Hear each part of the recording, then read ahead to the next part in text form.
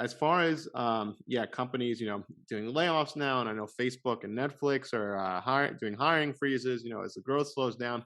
But interestingly enough, Microsoft is increasing salaries, and I feel like it kind of gives you a better picture of a lot of people, and I posted a video about Facebook, and I was getting a lot of flack for it in the comments just because I sold, and people were not happy. But I feel like I outlined the reasons why I sold, and no one was really refuting those reasons. They were just like, it's undervalued, and I was trying to say there's nothing stopping it from becoming more undervalued, Yeah. and especially when you look at just something like that, kind of gives you a picture. They're on a hiring freeze. Like they're not anticipating things, getting over the hill here and things getting better. So I could also see a scenario where over the next few months, companies that were struggling are going to continue to really struggle, and the stock prices, will struggle with it. But maybe companies like Microsoft that are better off and kind of more stable, like actually will, fare a little bit better. I'm sure that they'll come down too. But I just feel like, when you compare Facebook and Microsoft, I feel like Facebook has a lot further to fall. If you were to compare it to a Microsoft here, just because they're in a better position, it seems like. Yeah, for me, the way I look at it with Microsoft, they're like a very, very solid foundation.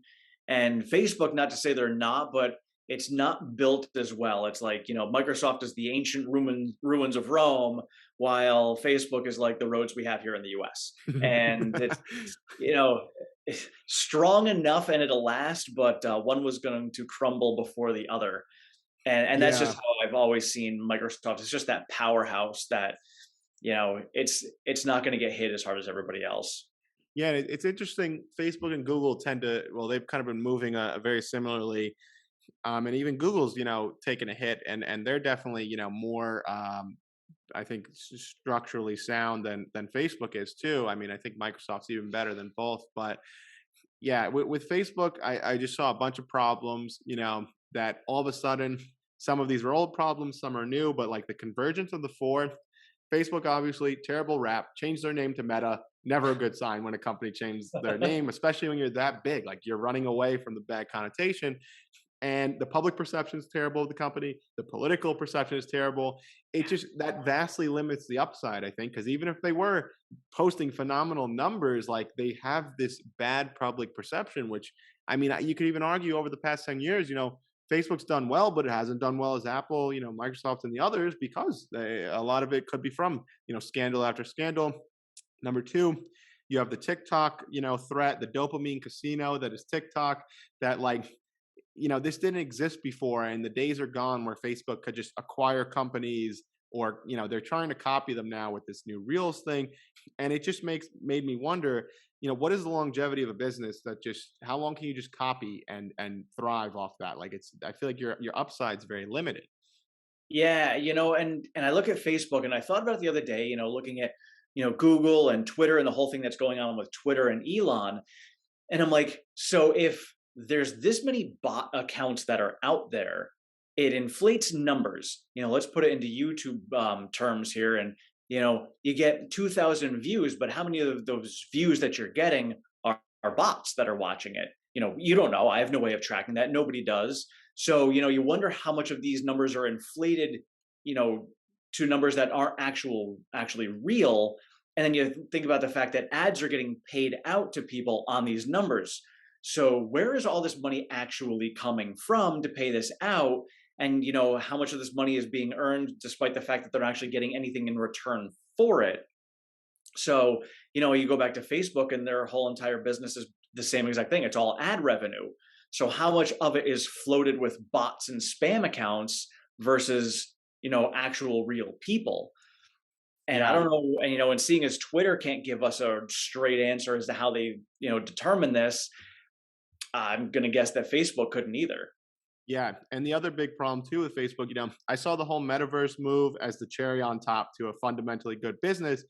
It's not really panning out that way. It's a money pit. They're losing 10, $12 billion a year just on losses with the Reality Lab segment. And that didn't make me feel any better on the last earnings call. Management basically says the metaverse won't be here till the 2030s. So, now I'm waiting 10 years for something that has a very high degree of uncertainty, it felt like. it just feels like it's not the same company. And when I looked at it and I was like, well, what would I rather have my money in, right now, something like Facebook or Tesla? I'm obviously going to prioritize Tesla. Like, I just think it's the future just looks brighter to me. But people did not like that video too much. Yeah, and one of the things that, and I've talked about it before, we are going through a very the era of disruption going on over the next few years, and I think one of the huge things that's going to get disrupted is FAANG. And FAANG, we've already started to see it going, and I have a feeling in 5 years, FAANG is not going to be FAANG anymore, and we're going to have some other players that are in there, like Tesla, Nvidia. Nvidia, yep. We're going to have some massive players that are jumping on, It's and gonna it's not. be TAMGA, Tesla, Apple, Microsoft, Google, Amazon, and Nvidia. TAMGAN, I guess. Yeah, and I mean, even Amazon, Yeah, no, that's true. they're not looking so hot, Mhm. and I don't know because I Their mean we all. margins were a little low to begin with compared to the rest, and yeah, they're hurting right now. Yeah, I'm wondering, and their splits coming up next week, 2 weeks from now. I think they're next week, the third. So we'll see how that affects it. I know, like my job, we're supplying two Amazon warehouses here in Connecticut, and we've already been told by them that once they're done building, they're just locking the doors for 2 years. They're not doing Wow. anything with them for 2 years. And I think part of it was a smart move, with interest rates being so low.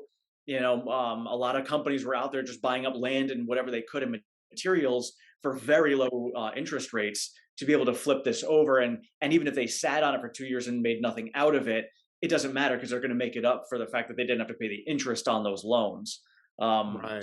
So that's That's my interesting. guess, but I know they're leasing some of them out over the next couple of years, but they don't have plans for these yet. I think they're maybe waiting to get maybe the Rivian van fleet up and running. Maybe that's part of their plan, and once they get a larger fleet on the ground, they can start opening up all these warehouses to get same day deliveries. So there may be something in the works for them, but as of right now, they're not looking so pretty. Yeah, if I were, picking of the FANG stocks, I don't think I would choose Amazon over the others.